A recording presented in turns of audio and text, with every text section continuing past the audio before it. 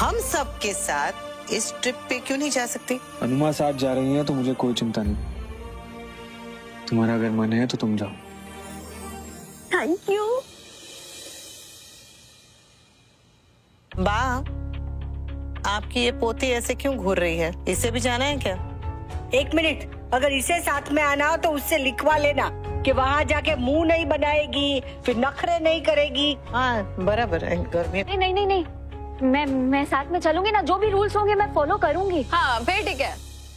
आप लोग घर की चिंता बिल्कुल मत करना, घर मैं संभाल लूंगा, मैं हूँ ना। बाप रे, तूने ये बोल दिया तो मुझे तो अभी से घर की चिंता सताने लगी। अरे मैं हूँ ना, बेफिक्र होके तुम लोग जाओ।